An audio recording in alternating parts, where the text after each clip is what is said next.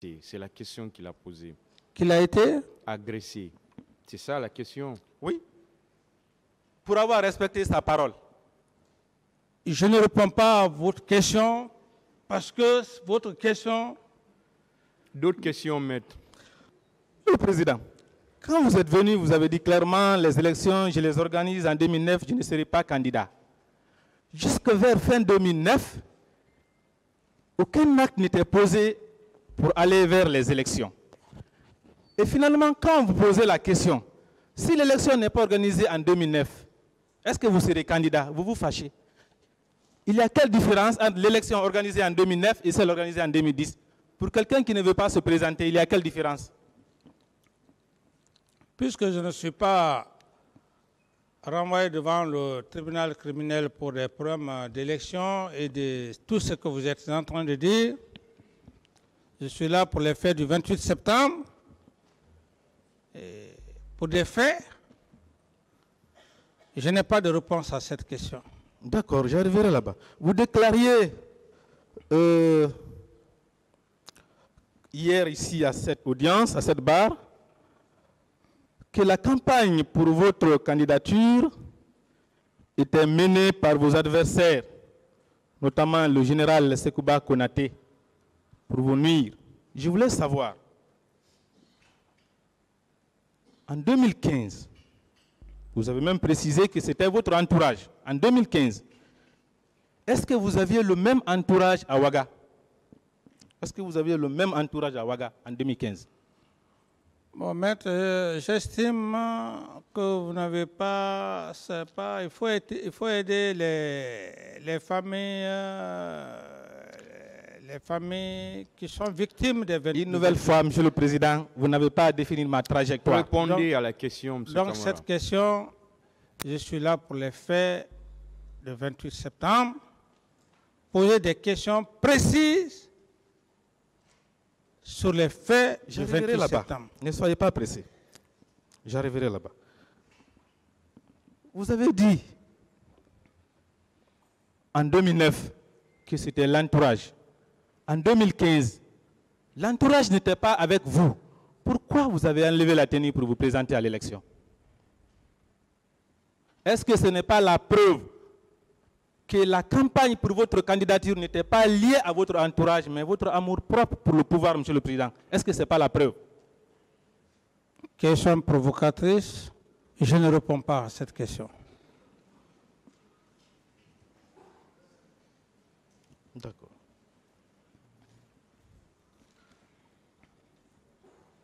Monsieur le Président, vous avez dit que le colonel Valas et le colonel Bangoura, je crois Ibrahima Sori Bangoura, allaient mourir en prison. Ils ont fait 2 à 3 mois de prison au camp. Que c'est grâce au général Mawa qui vous a informé que vous avez pu les libérer. Je voudrais savoir, ils étaient dans les mains de qui?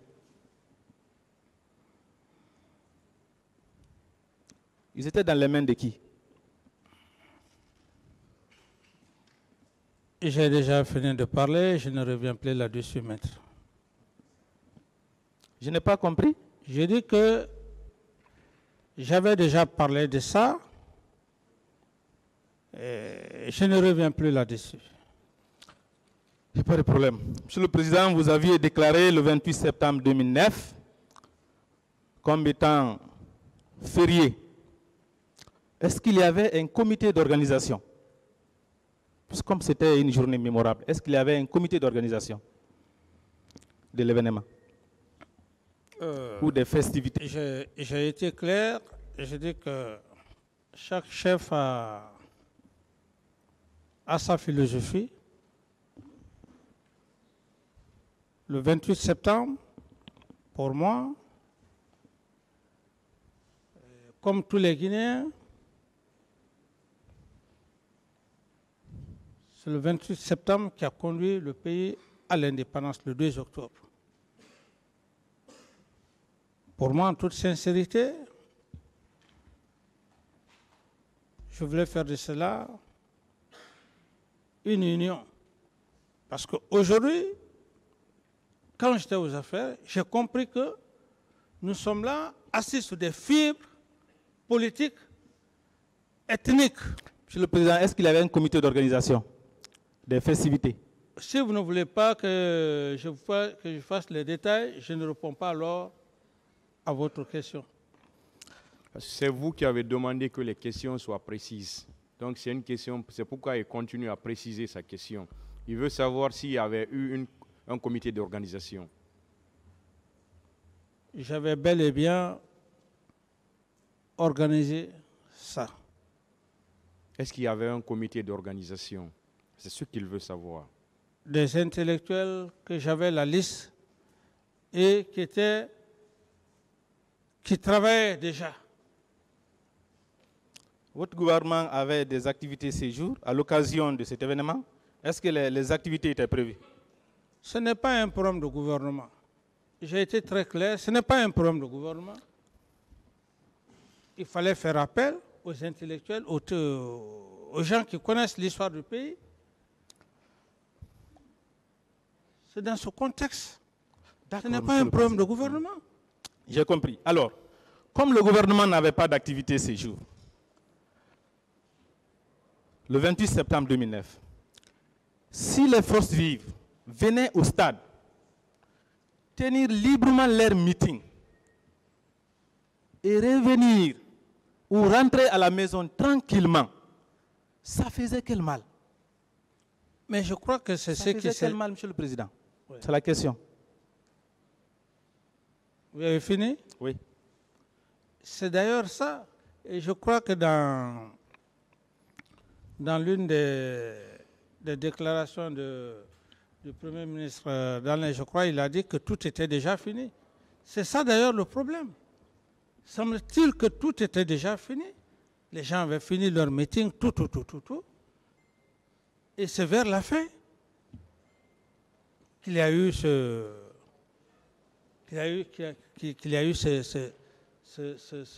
cas malheureux.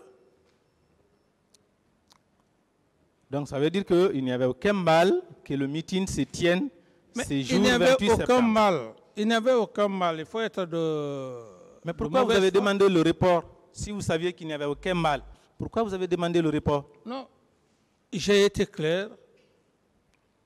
Le report, c'est par rapport à la date. Une date historique. Mais l'histoire, c'est la vie d'une nation. C'est la vie d'une nation. D'accord. Monsieur le Président, non seulement vous aviez demandé le report, mais je vous rappelle qu'à l'époque, vous aviez demandé que le meeting ne se tienne pas au stade du 28 septembre, mais plutôt au stade de Nongo, où vos partisans avaient organisé un grand meeting de soutien à votre candidature. Vous avez bien précisé ça à l'époque. Alors je veux savoir pourquoi, à la fois, vous ne vouliez pas que le meeting se tienne le 28 septembre, mais aussi au stade du 28 septembre. Pourquoi?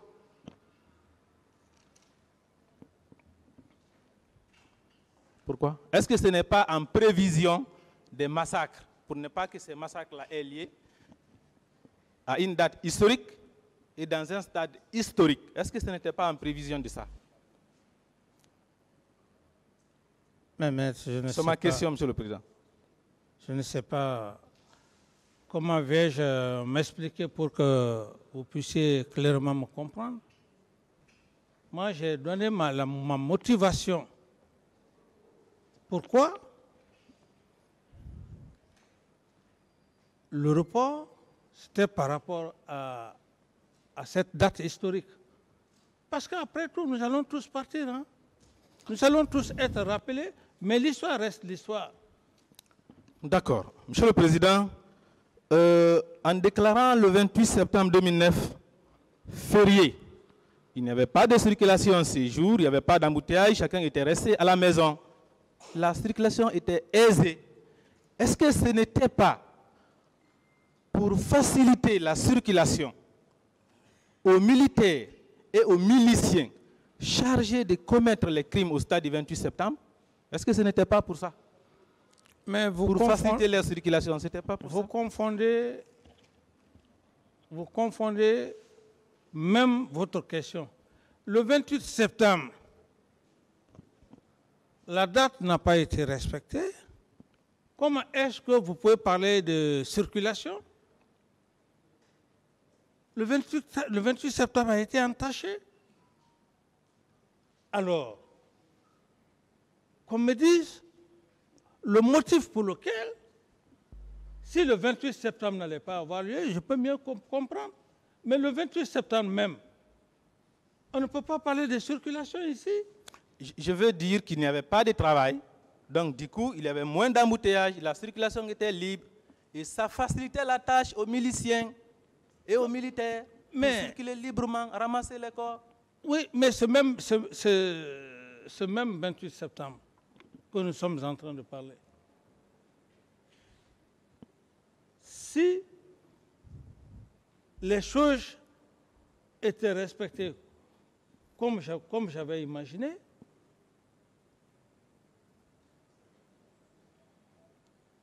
les choses n'allaient pas se passer comme ça. D'accord. Monsieur le Président, j'ai compris. Alors, le 28 septembre 2009, au moment où vous étiez prêt à vous rendre au stade, vous étiez prêt à partir, vous avez été empêché par M. Toumba, les autres hommes et femmes qui étaient autour de vous. Je veux savoir, en ce moment précis, quelle est la situation qui prévalait au stade?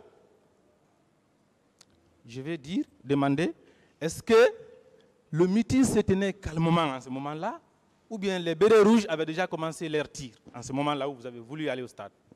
Mais je n'étais pas au stade. Je ne peux pas vous dire ce qui se passait précisément. Dites simplement la volonté que j'ai eue pour aller au stade, c'est de cela que je peux parler. Mais décrire la situation du stade, je ne saurais le faire. Donc, en ce moment précis, le meeting se tenait dans le calme, il n'y avait aucun problème. C'est à l'arrivée de Toumba, plus tard, que les tirs ont commencé, Toumba et Marcel. Je veux savoir pourquoi vous avez décidé d'aller au stade pendant que le meeting se tenait dans la tranquillité. Pourquoi? À l'arrivée de... C'est devant Toumba, c'est devant Marcel, c'est devant les bérets rouges de la garde présidentielle que les tirs ont commencé. Ce n'est pas une question. Voilà, la question c'est de savoir pourquoi vous avez voulu vous rendre au stade alors qu'il n'y avait aucun problème là-bas. Il n'y avait aucun problème à ce moment. Les gens chantaient l'hymne, ils priaient. Pourquoi vous avez voulu aller là-bas? Oui, mais j'en ai déjà parlé de ça. J'en ai déjà parlé. Et si vous voulez que je revienne là-dessus. Oui, mais pour aller faire quoi? C'est vous qui le dites. Mais moi, je ne le savais pas. C'est vous qui le dites. Si ce que vous dites, si c'est ça, il n'y a pas de problème. Prenez votre point de vue. C'est Makambo qui était votre informateur séjour. Quelle est l'information qu'il vous a donnée? Je dis, restez dans votre position. Ce que vous avez imaginé, comme vous venez de le dire, que tout allait bien, restez dans cette position, maître. Donc c'est clair. Je n'ai pas de réponse à cette question.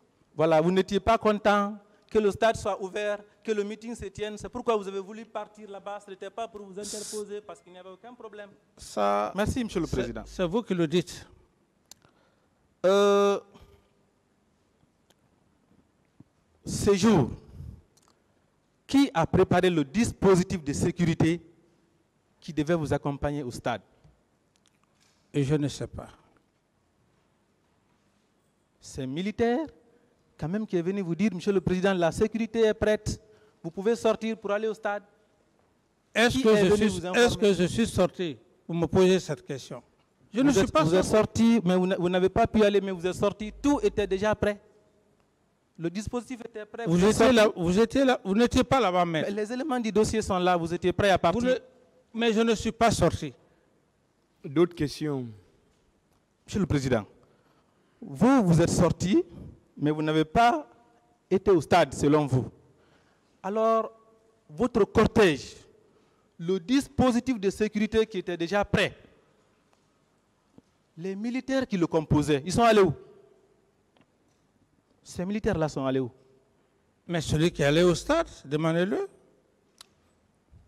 Vous ne posez pas de questions. Il était devant vous? Non, ce sont vos gardes. Ces militaires-là sont allés où? Oui, même si c'est ma garde, mais il a sa responsabilité à jouer. Il a un rôle à jouer. Il était là, il fallait lui poser la question. Ce n'est pas à moi de poser cette question, maître. C'est au stade. Ces militaires-là sont allés au stade. Makambo et ses amis, qui était tout près de vous ces jours, ils ont été vus au stade, Monsieur le Président. Ceux qui étaient avec vous. Est-ce qu'ils pouvaient aller au stade sans votre ordre? Mais j'estime que vous êtes, maître, vous êtes en train, vous n'avez pas tellement de preuves que vous essayez de faire une provocation afin que je puisse adopter un comportement désagréable, mais je ne le ferai pas parce que je sais déjà que vous n'avez pas de preuves. Ce sont des manières à me pousser et à faire un comportement désagréable devant le tribunal. Je ne réponds pas à cette question, maître. D'accord. Alors, si vous n'avez pas été au stade, la garde qui était prête, normalement son rôle, est-ce que ce n'était pas rester à côté de vous pour votre sécurité? Pas la reine des preuves. Donnez-moi une preuve devant le procureur est devant vous, exhibez un document, exhibez quelque chose de preuve qu'il puisse exhiber au président du président. Sinon, je ne réponds pas à votre question. Parce que vous n'avez aucune preuve. Vous voulez me faire parler et me connaissant afin que je puisse avoir un langage déplacé pour en profiter de cela. C'est ça votre stratégie. Monsieur Camara, je n'ai pas de... Il pose des questions et les réponses, c'est pour le tribunal. C'est pourquoi je vous demande de vous contenter de répondre aux questions. S'il vous plaît. Je n'ai pas de réponse, maître, à cette question. C'est simple, hein? C'est simple comme ça. Monsieur le Président. Continuez, maître. Si ce n'est pas vous qui avez envoyé le colonel Tigro au stade, d'où il peut tirer le pouvoir d'aller demander aux forces vives de reporter leurs manifestations, leurs meetings? D'où il peut tirer ce pouvoir? Si ce n'est pas de vous. Si ce n'est pas vous qui l'avez envoyé, est-ce qu'il peut prendre l'initiative sur lui-même, lui seul, de se rendre au stade? Il n'est pas ministre de l'Intérieur, il n'est pas Premier ministre, pour aller au stade, demander aux opposants de reporter le meeting. Est-ce qu'il peut le faire sans votre ordre? Mais vous pensez que le colonel Teboro, vous pensez que c'est un académicien? Il n'a pas peur, c'est peut-être par respect qu'il a pour moi. Le colonel Teboro n'a peur de personne, l'homme que je connais. Il n'a peur de personne, qui qu'il soit, même un président. Est-ce qu'il peut faire cela sans votre ordre? Le colonel Teboro avait sa mission et comme il a dit, il est parti, on ne s'est pas vu. On ne s'est pas vu. Et comme d'ailleurs il le faisait, c'est une mission régalienne. C'est aujourd'hui que vous parlez du colonel Teboro. Autrefois, hier, tout ce qu'il faisait... D'autres questions, maître? D'accord. Monsieur le Président, je vais venir à certains procès-verbaux qui sont dans le dossier. Je prends la cote 911. Il s'agit de Mme Camara Abibatou, qui, sur sa page 2, a déclaré ceci. Malgré tout, nous avons eu le courage de prendre des taxis jusqu'au niveau de la SIG Madina, où nous avons encore rencontré un groupe de militaires qui tiraient en l'air. Cela nous a obligés à rentrer dans le quartier pour aboutir à l'autoroute Madina. Au niveau du pont, nous avons rencontré un autre groupe de militaires en tenue kaki, parmi lesquels se trouvait une femme militaire qui s'est adressée à nous en nous demandant où est-ce que vous partez. Et moi, j'ai répondu que je partais à l'hôpital. C'est en ce moment aussi qu'un car rempli de militaires, habillés en débardeurs de couleur sombre, est venu sous le pont et la dame qui s'était adressée à nous a déclaré de laisser ces hommes car ils sont venus arranger le terrain. Monsieur le Président, ces militaires habillés en kaki, le matin du meeting, étaient venus arranger quelle situation au stade? Qu'est-ce qu'ils étaient venus arranger? Vous, le chef suprême des armées. Je n'ai pas de commentaire à cette déclaration que vous venez de faire. Merci. Monsieur le Président, un car peut-il circuler librement dans la capitale? Je dis que je n'ai pas de commentaire. Laissez-le finir. Permettez-moi, je vais finir. Avec les militaires habillés de cette manière, sans être inquiétés, ni par la police, ni par la gendarmerie, ni par l'armée, si ces gens n'étaient pas sous votre couverture, Monsieur le Président, est-ce que cela allait être possible? Ce que vous dites,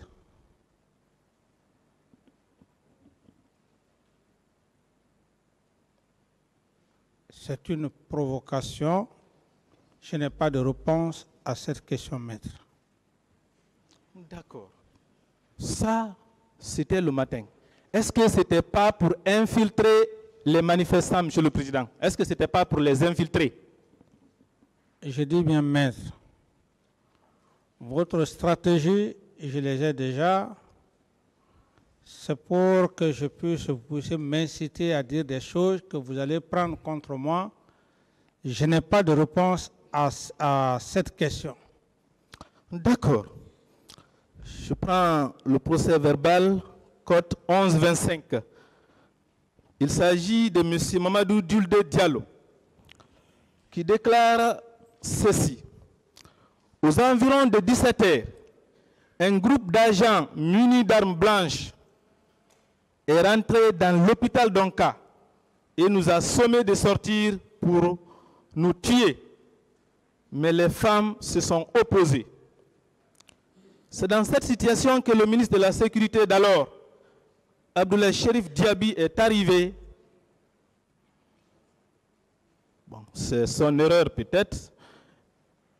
Et s'est mis non seulement à nous injurier, mais aussi s'est mis à donner des coups de pied aux patients en déclarant « Nous allons vous tuer tous ».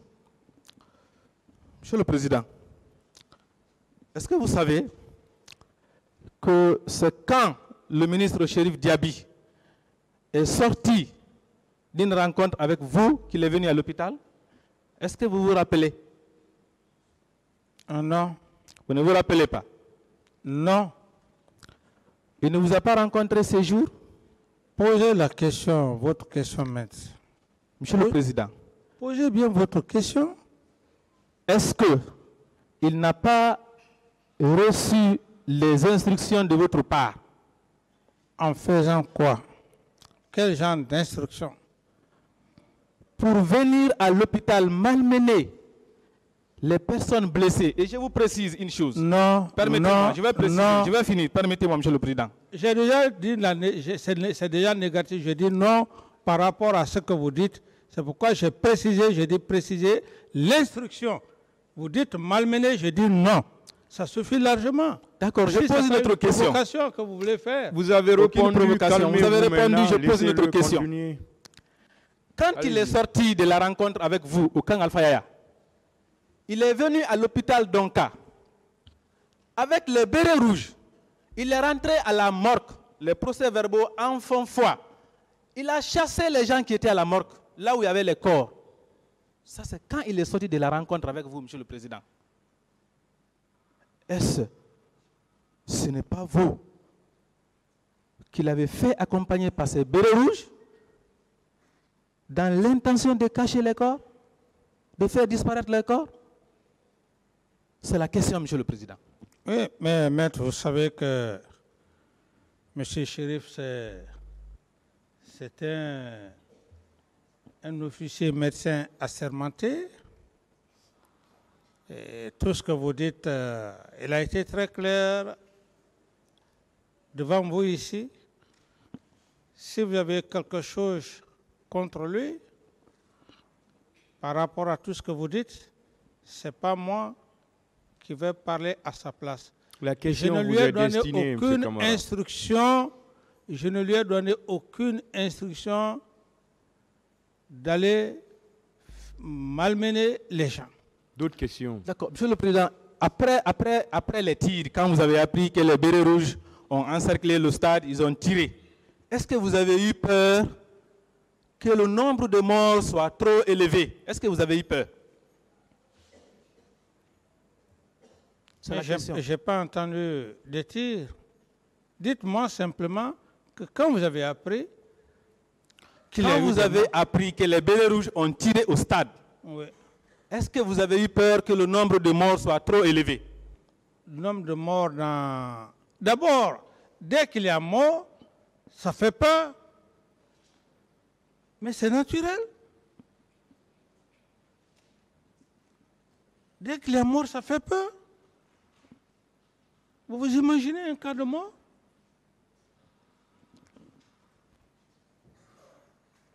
Monsieur le Président, est-ce que vous avez eu peur que le nombre soit trop élevé? Ce n'est pas un problème de nombre.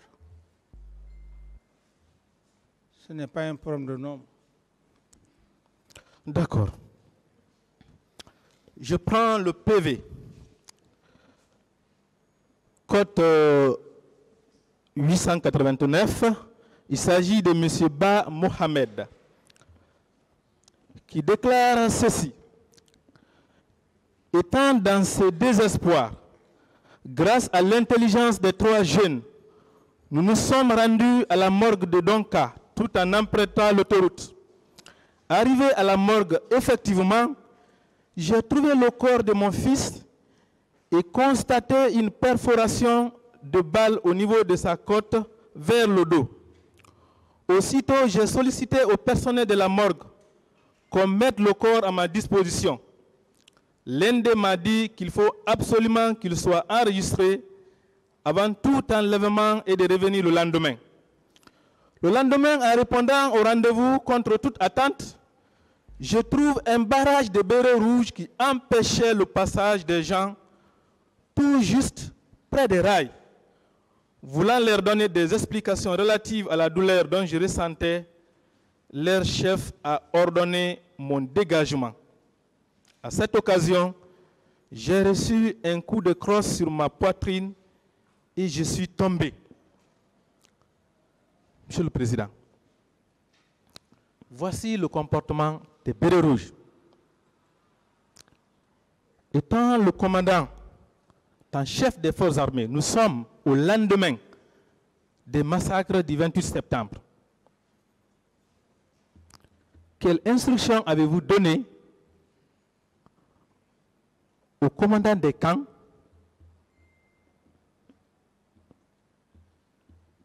par rapport à la suite des événements, notamment la sécurisation des corps, la sécurisation des personnes qui étaient à la recherche de leurs parents?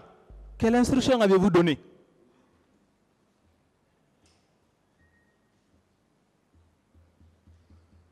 Je n'ai pas de réponse à cette question.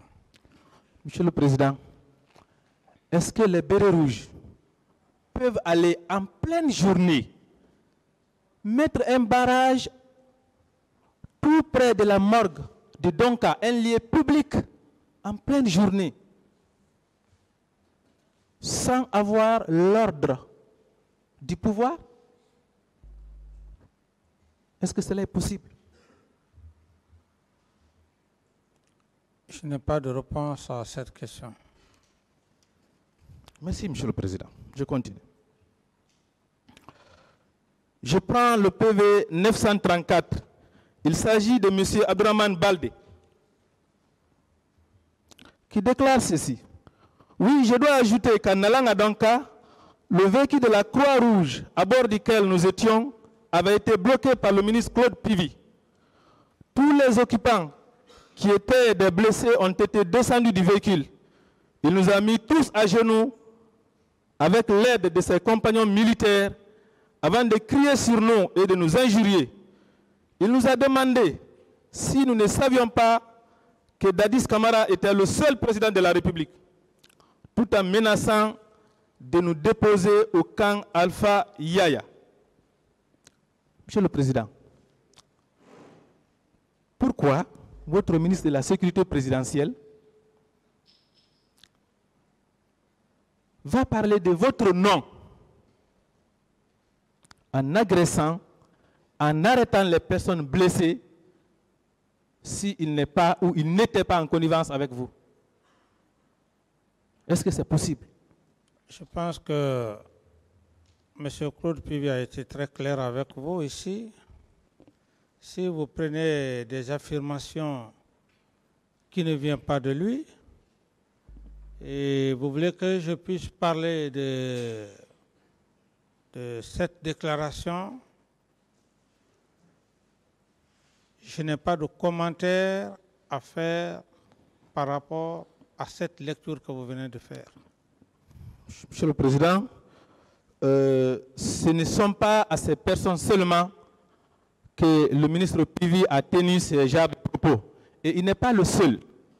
Beaucoup de militaires qui massacraient la population ces jours parlaient en votre nom. Pourquoi ils n'ont pas parlé au nom d'autres personnes? Mais c'est pour cette raison. Tous disaient, vous êtes des ennemis de Dadis. Vous ne savez pas que c'est Dadis qui est au pouvoir? C'est vous qui êtes contre le pouvoir de Dadis. Pourquoi c'est à votre nom que ces personnes-là agissaient? C'est le même pourquoi aussi que je me fais. Pourquoi? Et c'est pour cette raison nous sommes là. Tous ceux qui ont participé à ces actes, le tribunal est là pour résoudre le problème. Et le procureur et les substituts sont là pour tous ces faits. Si vous avez des faits palpables, j'estime que c'est le moment de le faire. D'accord. Je prends le PV 9-13. Il s'agit de mademoiselle Tongino Sitan, qui déclare ceci. Étant là, lorsque nous étions dans le comble de l'ambiance, parce que des gens chantaient, dansaient, nous avons entendu des coups de fusil. Lorsque je voulais me sauver, j'ai été prise par des personnes que je ne connais pas. Seulement la seule remarque que j'ai faite, ces personnes avaient des coris sur leur tête. Monsieur le Président, il y a plusieurs personnes dans plusieurs PV dans ce dossier qui déclarent avoir vu votre garde, la garde présidentielle, agir ensemble avec les personnes ayant les coris sur leur tête. Plusieurs PV. Ma question est la suivante. Est-ce que votre garde peut collaborer ou coopérer, coagir avec une milice sans votre ordre? Oui, il peut bien le faire. Votre garde peut le faire? Oui, il peut bien le faire. Si vous me posez la question, le oui ou le non, c'est la réponse. Alors, qui avait donné l'ordre à votre garde ces jours de sortir et d'agir avec les milices au stade? Mais cette garde a été claire devant le tribunal, pas devant vous seuls, qu'il est sorti à ma recherche. Est-ce vrai que je ne lui ai pas donné des instructions? Qu'est-ce que vous voulez de plus? Et vous revenez chaque fois sur les mêmes, vous avez donné des ordres. Faites beaucoup très attention, maître, parce que nous sommes... Voilà. Il faut résumer et tisser la conclusion. D'accord. Alors, je voudrais savoir, mon capitaine, depuis le matin, vous avez entendu le président Dadis donner l'ordre à son chef des opérations de massacrer les manifestants. Vous venez de dire que depuis le matin, vous avez compris à travers la préméditation. Alors, pourquoi sortir derrière un président qui est parti, qui a déjà donné l'ordre et qui est lui-même sorti pour aller, comment on appelle ça, massacrer les manifestants? Pourquoi sortir pour le protéger? lui vient massacrer les manifestants, vous venez le protéger. Pourquoi? Bon, je n'ai pas de réponse pour ça. Je pense bien que les faits sont têtus. C'est maintenant qu'il faut se rendre compte qu'est-ce qu'il fallait faire ou pas. Mais mon devoir, c'est ce que j'ai accompli. En reconnaissant que vous êtes sorti pour aller protéger un président qui allait massacrer sa population, est-ce que ce n'est pas un aveu de complicité, mon capitaine? Non, je ne suis pas complice de ce fait. Je ne D'accord. suis pas complice. Je suis loin de ça. Le 28 septembre, le colonel Thiegro a mis les manifestants dans son véhicule pour sortir avec eux. Commandant Toumba en a fait autant. Et tous ces différents manifestants ont eu la vie sauve. Vous, capitaine Marcel Guilabogui, vous aussi, vous étiez au stade avec votre propre véhicule. Si vous aviez mis les manifestants dans votre véhicule, est-ce que ces derniers aussi auraient eu la vie sauve? Ça, c'est votre analyse, mais je ne l'ai pas fait. Donc, ce n'est pas un crime aussi. Ce n'est pas une analyse, c'est une question. Si vous l'avez fait, est-ce que ces manifestants que vous auriez mis dans votre véhicule n'auraient pas eu la vie sauve? Je n'ai pas vu un manifestant dans cet état pour le mettre dans mon véhicule. Cette foule nombreuse qui était à l'intérieur du stade, vous n'avez vu personne? Non, j'étais dans des bandades. J'étais dans des bandades. Tu ne peux même pas trouver quelqu'un qui peut rester 1 minute ou bien quelques secondes arrêté sur place. Mais c'est dans les mêmes conditions que le colonel Thiegro et le commandant Toumba ont pu prendre les gens pour les mettre dans leur véhicule. Les conditions ne sont pas de même, maître. D'accord. Ce soldat n'est pas sorti du stade libre. Sur une question de monsieur le procureur, à savoir s'il y a eu les morts le 28 septembre 2009, vous avez répondu oui, parce que les gens ont été ensevelis. Ça a été votre réponse. Je veux savoir où ils ont été ensevelis. Il faut qu'on demande les parents, parce qu'on a vu à la télé la distribution de certains corps, il faut le dire comme ça, des corps. Ça a été filmé, et on ne peut pas filmer des faux corps. Il y a les victimes qui pleurent. Donc on ne peut pas nier qu'il n'y a pas eu de mort. D'accord. Ils ont été ensevelis par qui?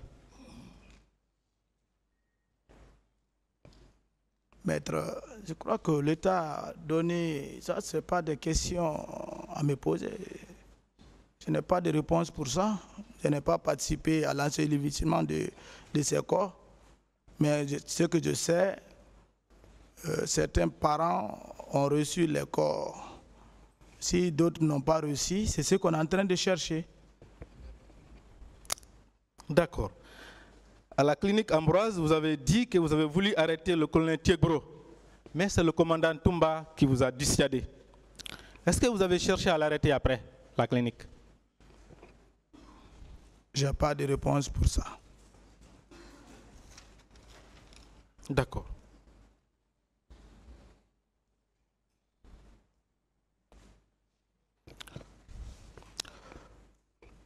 Mon capitaine, lorsque vous avez suivi le commandant Toumba jusqu'à l'état-major de la gendarmerie, est-ce que vous avez duré là-bas?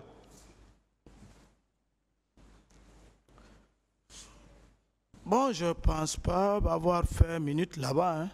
Il a déposé ses leaders qu'il avait à son sein et on a rebouché chemin. D'accord. Au stade, vous n'avez pas duré. À la clinique, vous n'avez pas duré. À l'état-major de la gendarmerie, vous n'avez pas duré. Ou vous avez passé toute la journée pour ne revenir au camp Alpha Diallo qu'après 16 heures. Vous avez passé la journée. Vous revenez sur les mêmes questions. Celui qui vient de passer, maître, je crois qu'on a beaucoup parlé de ça. Je n'ai plus de réponse pour ça. Mon commandant, on ne vous a pas posé cette question-là. Où vous avez passé la journée? Je suis au cas Alpha. Vous n'avez pas duré à l'état-major.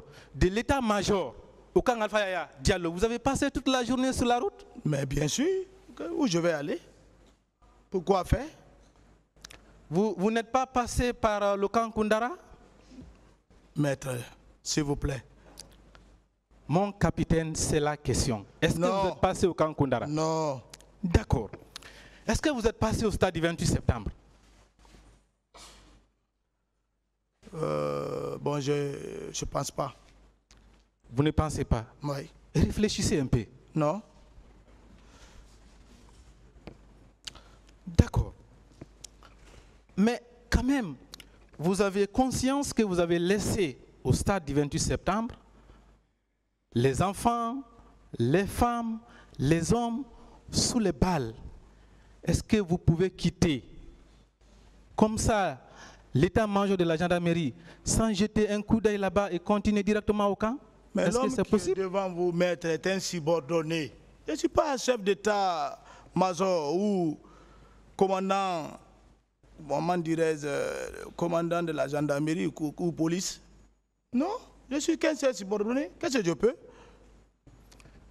Non. Je ne peux rien. Vous ne pouvez rien. Je ne peux rien. Là, c'est clair. Mais vous avez voulu arrêter le colonel Tchegbro. Bien sûr. Vous ne pouvez pas sauver les civils? Sauver dans quel sens? Il faut être une autorité. Pour venir maintenant avec une force pour faire des choses, mais c'est de faire des bêtises. Mon capitaine, je pense qu'au moment de la prise du pouvoir, vous n'aviez que le grade de caporal. Et vous avez déclaré ici que vous avez eu le courage, que vous avez été la clé qui a ouvert la porte du pouvoir au président Dadis. Maintenant que vous aviez le pouvoir, après avoir osé les généraux, les colonels, les commandants, les capitaines, les braver pour donner le pouvoir au président Dadis, vous ne pouvez pas avoir le même courage pour sauver vos propres populations au stade? Ce n'est pas les mêmes missions, ce n'est pas le même contexte. Voilà. Ce n'est pas les mêmes missions, mais pas les mêmes contextes. Si j'agissais et qu'il y avait autre chose, j'allais être responsable. Voilà. D'accord. Vous avez laissé les civils au stade pour suivre le commandant Toumba, le colonel Tchegbro. Vous êtes revenu. Vous n'avez même pas daigné jeter un regard là-bas. Mon capitaine, est-ce que c'est cela qu'on vous a enseigné à la formation? Ce n'était pas ma mission. Non. Ma question, elle est très claire. Est-ce qu'on vous a enseigné ça à la formation? Je dis que ce n'était pas ma mission. Vous ne pouvez pas connaître la formation militaire. Il faut y aller. Mon capitaine. Il y a beaucoup de choses qu'on apprend dans la formation militaire, mais c'est que la façon dont vous posez cette question, ce n'est pas comme ça. En laissant votre propre population civile sous les balles, en quittant les lieux avec un véhicule vide pour partir, est-ce qu'il n'y a pas de votre part un aveu de non-assistance à personne en danger? Non. D'accord. Le tribunal va apprécier. Il faut secourir quelqu'un que tu pourras secourir, mais si tu ne peux pas, il faut dégager. Il n'y a pas de problème. Alors, vous-même, vous avez déclaré à cette barre que vous avez vu Bégré entrer au stade en tirant, qu'il était avec ses éléments. Vous avez même dit que ce sont des cruels. Vous avez employé le même mot. D'ailleurs, vous avez plusieurs fois employé les mêmes mots que le commandant Toumba. Vous avez dit que ce sont les cruels. Je veux savoir quels sont ces éléments-là, ces cruels qui étaient avec Bégré. Bon, je vous ai dit, Bégré est rentré au stade, mais je ne l'ai plus vu dans le stade. Le stade est large. Ce n'est pas quelle était leur mission. Si je le voyais, j'allais dire, Bégré, cesse ce que tu es en train de faire. Mais je ne l'ai pas vu à l'enceinte dedans, mais il est rentré quand même. Non, je n'ai pas dit que... je crois bien que tout ce qui a été passé, ce n'est pas les mouvements avec toutes les explications des victimes, ce n'est pas dans un même lieu qu'il y a eu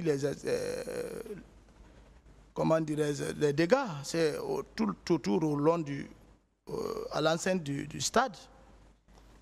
Mais si vous n'avez pas pu identifier... On ne peut pas rester là et voir ce qui se passe dans l'autre position, Si vous n'aviez pas pu identifier ces éléments, comment vous auriez pu les qualifier de cruels? Bon, Begré, naturellement, il était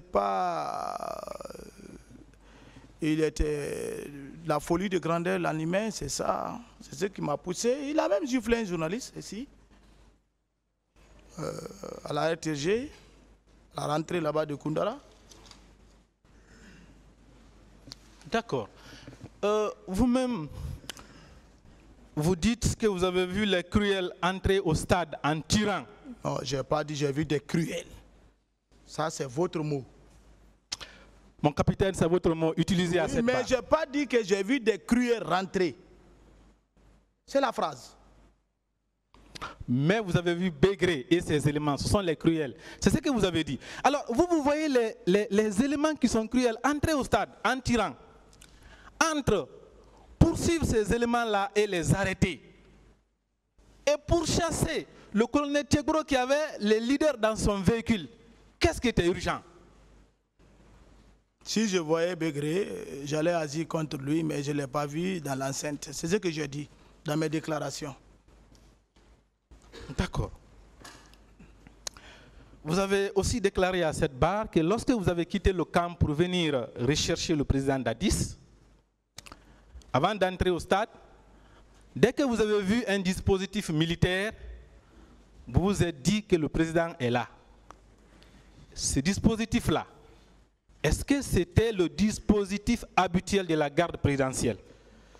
Vous savez, le président Dadis, c'est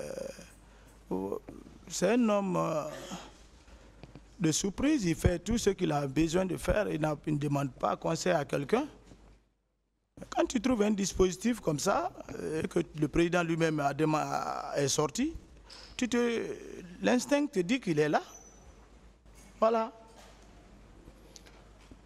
Mon capitaine, est-ce que c'était le dispositif habituel de la garde présidentielle? Bon, le dispositif habituel, il faut être en distance. Tu ne peux pas être à 800, à 700 mètres de distinguer. Mais c'était des dispositifs militaires. Ça ne peut pas être sans commander par quelqu'un. Quels sont les éléments que vous avez reconnus dans ce dispositif? Je n'ai pas remarqué et j'ai dit qu'avant que je n'arrive sur le point, ils ont bougé. C'est ce que j'ai dit ici. Vous cherchez le président, vous voyez un dispositif semblable à celui de sa garde, vous ne cherchez même pas à identifier un seul élément? On peut vous croire, mon capitaine? L'identification a été faite à la rentrée du stade. J'ai vu des gens rentrer, c'est tout. Ceux dont j'ai reconnu, j'ai cité leur nom. Mon capitaine, vous avez aussi déclaré que sur votre chemin de retour, les gens sont venus pour entrer dans votre véhicule. Mais vous avez fini par comprendre que c'était les miliciens, ceux qui ont opéré au stade. Oui, j'ai vu des gens, moi je pensais que c'est les jeunes manifestants qui sont fatigués, l'ont signalé. Je croyais que donc il fallait les mettre secours. C'est ce qui a fait même, il y a eu un peu de distance entre le commandant Toumba et moi. Sinon on était au chevet. J'ai un peu ralenti. Et lorsque j'ai constaté le maillot qu'il portait, j'ai accéléré. Je ne me suis pas arrêté. Pourquoi vous ne les avez pas arrêtés? Non, je ne peux pas prendre ces hommes pareils dans mon véhicule. Non, pas prendre, les arrêter. Non, mais non, ce n'était pas le moment de les arrêter. Pourquoi ce n'était pas le moment? Parce que le président lui-même, il est au courant de cette situation. Ah, mais vous avez déjà pris la décision d'arrêter le colonel Tchegro. Pourquoi ne pas arrêter les miliciens que vous avez vus opérer au stade? Ça, c'est les conditions du terrain. Je ne me suis plus, parce que mon chef était devant moi, et je ne m'attendais pas à ça. Ça, c'est selon votre analyse. Hein? Alors, au stade du 28 septembre, selon divers témoignages, les miliciens et autres infiltrés ont opéré avec les armes blanches dont les bois.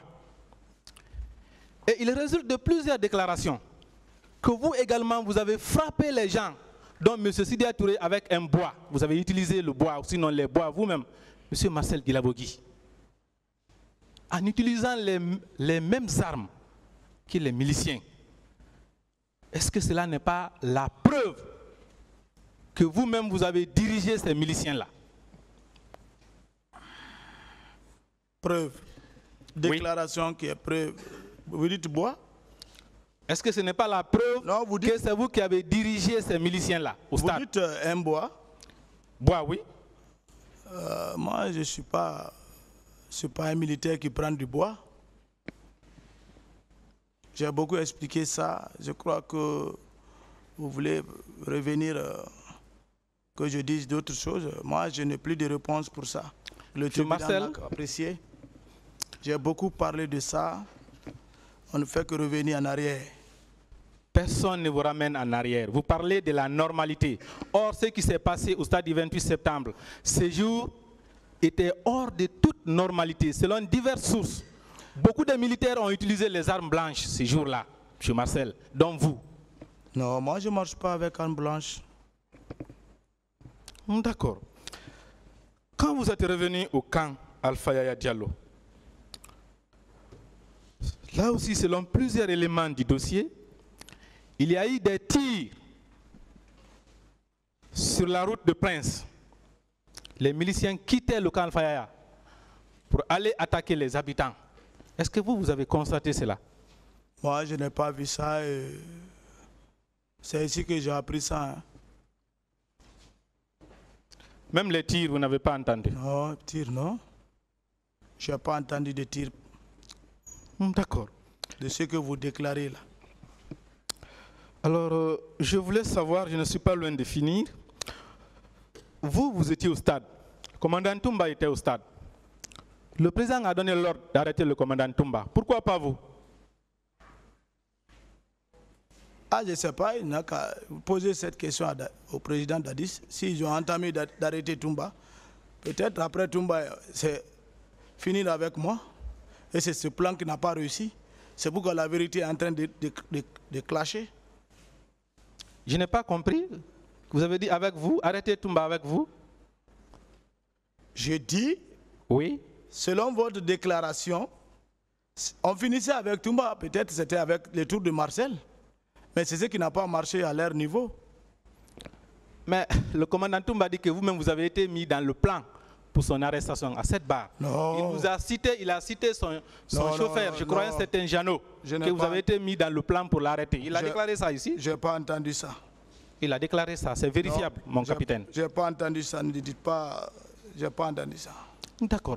Si le président n'a pas ordonné que vous soyez mis en arrestation, est-ce que cela n'est pas la preuve que vous n'avez jamais été écarté du pouvoir, que vous êtes demeuré au cœur du pouvoir et vous étiez même l'un des éléments les plus aimés du président Dadis jusqu'au 28 septembre? Ce n'est pas la preuve, jusqu'après même. Est-ce que cela n'est pas la preuve? Mais vous dites les choses avec le contraire. Le colonel Pivi a parlé de ça ici, qu'ils avaient dit d'arrêter Toumba et Marcel. Si vous dites encore que le président Dadis n'avait pas ordonné, moi, ces arrestations-là, c'était des arrestations arbitraires. C'est ce qui a causé le 3 décembre. C'est le colonel Pivi qui avait décidé de vous arrêter les deux. Mais le président Dadis, lui, n'a jamais dit de vous arrêter. Il n'a pas décidé. S'il décidait, il allait le faire. Il a été empêché par le président Dadis, selon ses déclarations. Ah, moi, je ne suis pas au courant de ça. Hein. D'accord. Alors, je voudrais savoir, pourquoi tout le monde a cité votre nom?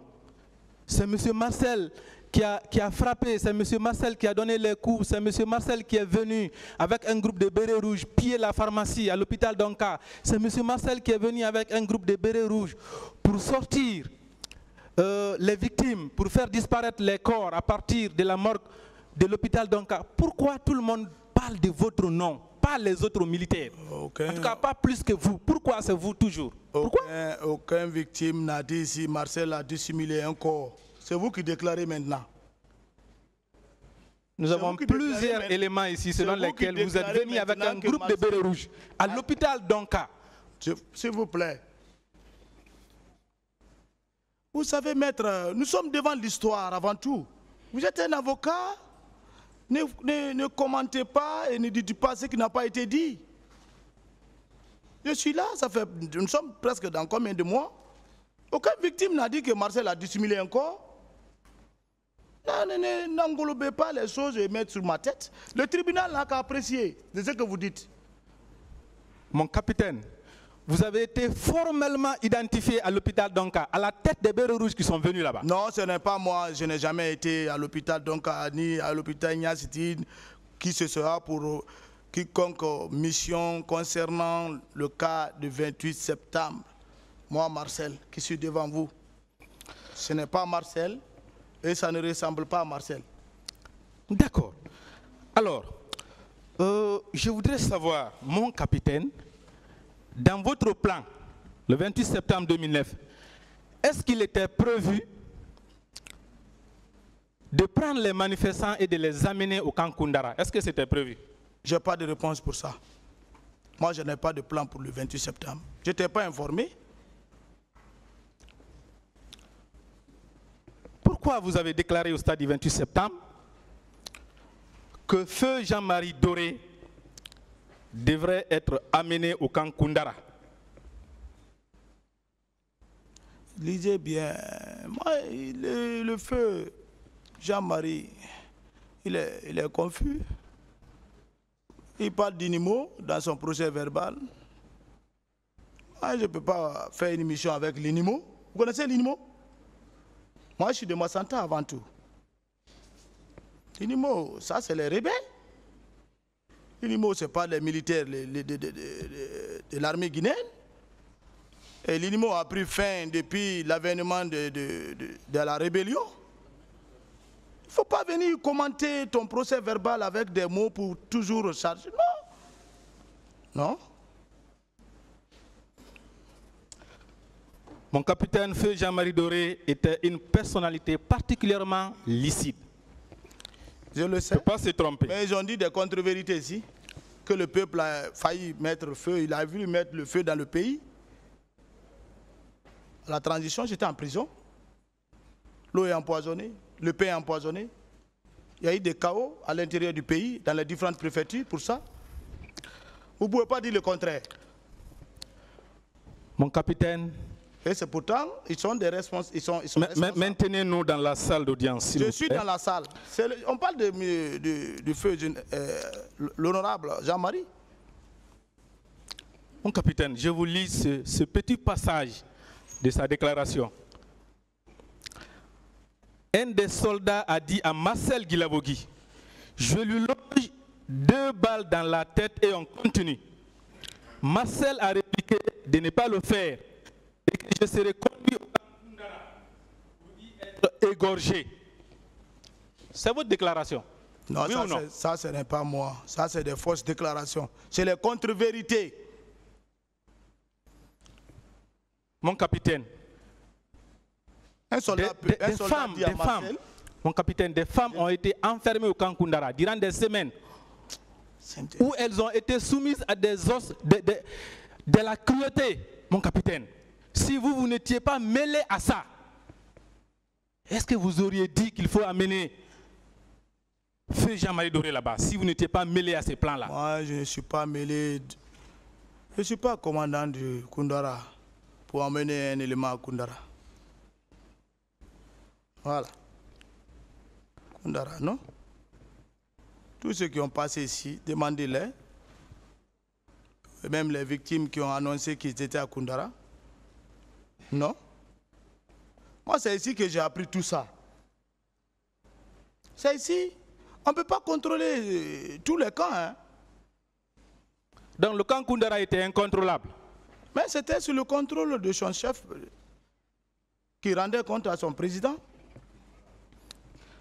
D'accord. Mon capitaine, est-ce que vous êtes d'accord avec moi que vous êtes un élément clé du massacre survenu au stade du 28 septembre, de la dissimulation des corps, de la séquestration des femmes dans les différents camps? Est-ce que vous êtes d'accord avec moi? Je suis loin de ça et vous n'avez pas de preuves. D'accord. Ce procès, il est encore loin. Il est très bon de danser au moment où la musique se joue et on vous applaudit. Je ne suis pas de ce genre. Il y a un moment pour toute chose. À ça, maître, il ne faut même pas m'intimider avec ça. On ne peut pas vous intimider.